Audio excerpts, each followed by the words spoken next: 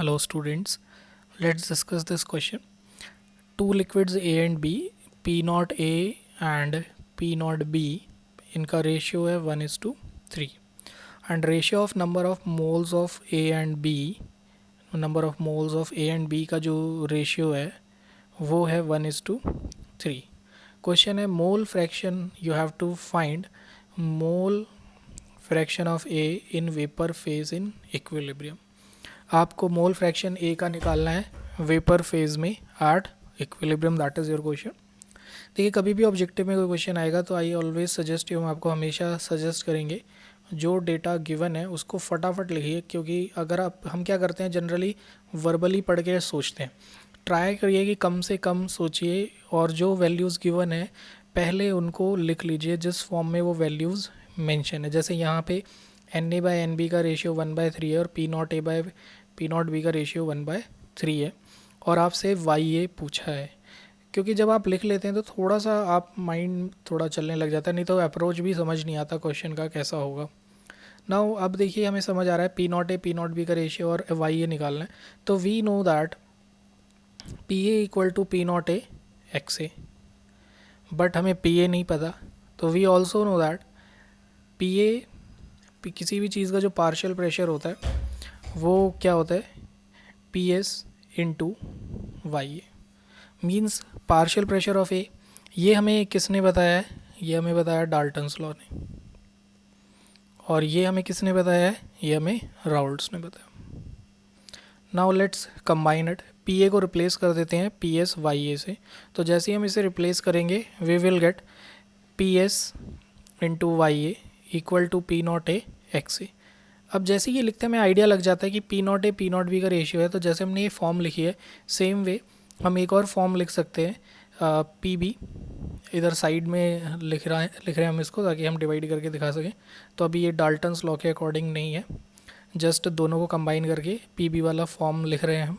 ठीक है, तो we can easily write PB is equal to P0B XB plus हमें ये भी पता है PB equal to Dalton's law के अकॉर्डिंग टोटल इनटू में YB.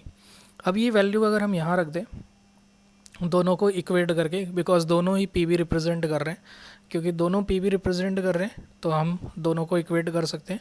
And we can right और हम लिख सकते हैं PS YB equal to P0B XB. Now अब क्वेश्चन में हमें मेंशन है number of moles of A और B का रेशियो. हमें पता है वी ऑल्सो नो दैट. तो ये जस्ट हम डिटेल के डिस्कशन के लिए, अगर कोई बच्चा इस बात को नहीं समझ पा रहा है तो हम बस इसे मेंशन कर रहे हैं, नहीं तो आप फास्ट फॉरवर्ड कर सकते हैं वीडियो कि XA/XB इज़ Na.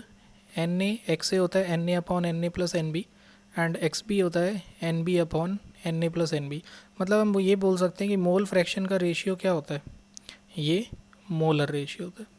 तो इट इज़ Na/NB.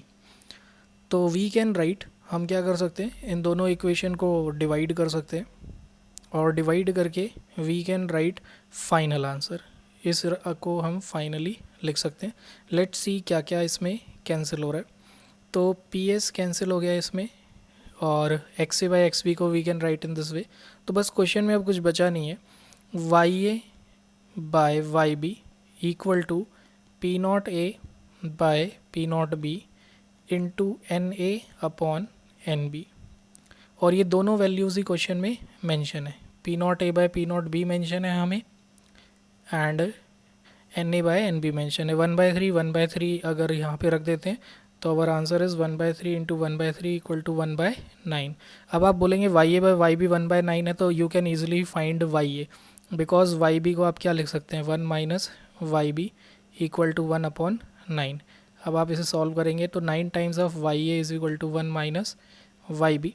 अब मैथमेटिकली अगर हम इसको सॉल्व करेंगे तो we get 10 times of YA. 10 times of YA किसके इक्वल आएगा 1.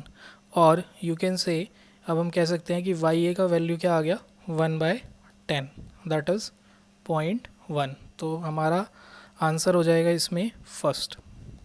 तो इन दिस क्वेश्चन जो आपको ध्यान रखना है P0A/P0B का रेशियो है, Na/NB का रेशियो है. राउल्ट्स लॉ और डाल्टन्स लॉ दोनों को याद रखना है कि कैसे हम इसे रिलेट कर सकते हैं.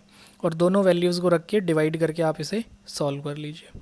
तो आई गेस आपको समझ आ गया होगा, कोई डाउट हो तो कमेंट करिए। Thank you.